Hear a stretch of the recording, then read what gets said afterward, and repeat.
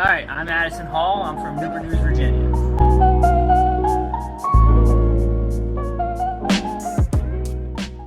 We used to go out down in So on Granby Street. So we used to roll. Oh, so that was back when I was drinking real heavy. I was doing. Yeah. I was really depressed, and I was out looking for trouble and trying to get laid and stuff like that. And Joe rolled with me a couple times. Joe was there that night. I hooked up with the stripper. You remember that? That real skinny? Yeah. At Baxter's. Yeah, I was there. He was there that night. Yeah, we used to roll together. Yeah. Before he's married, and he would always like be the chaperone. Like, I don't really want to be doing that. There was a lot of that with Joe. But Joe was a good friend. Joe was a good guy. Yeah. Yeah. So the thing I like about your comedy is that you just real natural, and it's like a real natural conversation.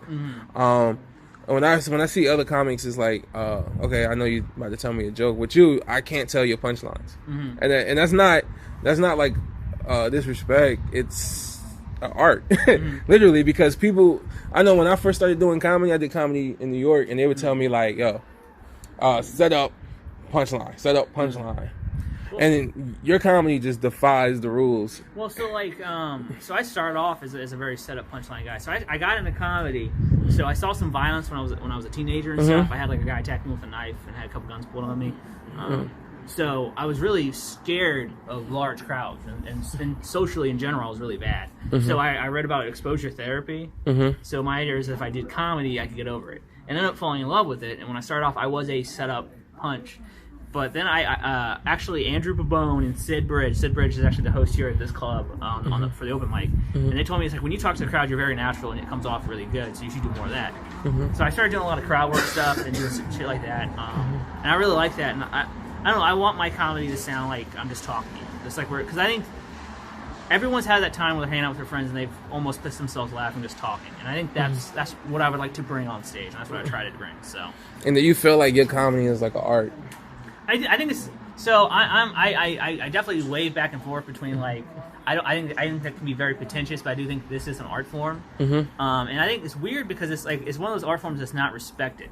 We're one of the few art forms that we get yelled at. We get people get drunk and think they can do it, and they go up there and they bomb. It's one of those weird ones where just people will jump on it and think anyone can do it. But I do think it's an art form, and I think you find your voice eventually, and I think that's when you start getting good at comedy. It's not when you're copying who your favorite comic is. It's not you writing what you think, like writing the topical joke at the time, or just doing what's a joke that feels like you presenting it. Like I feel like that with your comedy of like, it's like, hey, I'm Joe. Let's take a minute and like see the world from my perspective. That's what I want to do, and that's what I like about comedy is that you can have.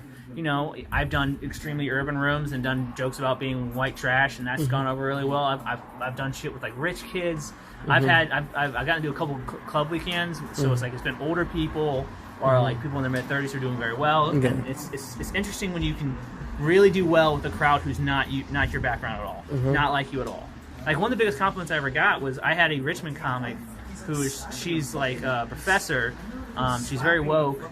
And she comes from a completely different background than I do, but she really likes my comedy. She likes watching me because it's like, oh, you're different. It's it's different from my perspective. So it's I get to learn something different. And I feel the same way watching, like our buddy Ant Perez. His comedy is very different from mine. I like watching him because he comes off as very monotone and very set up, but it's like it's really dry stuff that I like. Yeah, that's what's up, man. Yo, like I said, I appreciate your comedy, and it's definitely not a traditional way, and there's nothing wrong with not.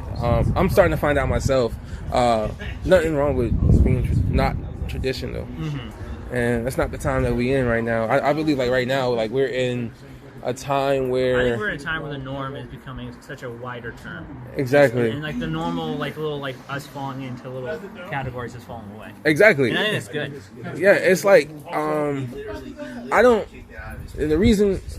The reason why I chose to do rejects comedy is because it comes from, I think we fall into this category where people want to do the same thing, and it's the same thing over and over, and then we get comfortable in this space where, all right, this is what we're looking for, so we're looking for this comedy, and everybody's wind up doing the same thing, either slapstick comedy, like, you know what I'm saying, and then it's either like, oh, I'm super urban, or like I'm doing the white trash thing, or I'm doing the super like button up white guy, like, I'm a weirdo, and there's like nothing in between, and I feel like we're the comics like us here tonight, or comics that's here tonight, I wish I could get everybody, but it's starting with my friends, people I talk to. So, but yeah, we have the blurred lines that seem to fall into the cracks. You know what I'm saying? What I think that's what I think is really great about our scene. So the interesting thing is that our scene and guys who've left our scene and gone to other stuff have done very well.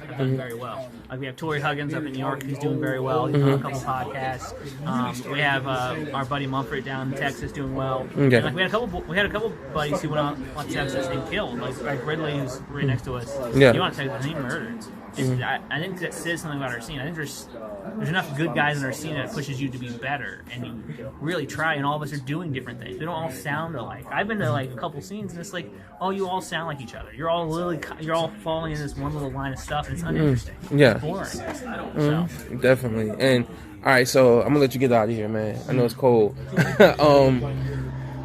When you hear the word reject, what do you think? Well, see, you asked me that earlier. It's funny. So I was homeschooled growing up. I was homeschooled my whole life, and I was the odd man out there because a lot of homeschool kids, they're super religious, or there's like super rocket scientist, smart kids, and that wasn't my family. I grew up on construction sites. I grew up doing martial arts. I never fit into the norm. I never fit like we talked about those little categories. I never fit in one, and I literally was the odd man out my entire life until I found comedy. And that's the nice thing about comedy is that we are a bunch of weirdos. We're all very different. We're all over the place, like either socially, economically, educational backgrounds, personality-wise, even humor-wise.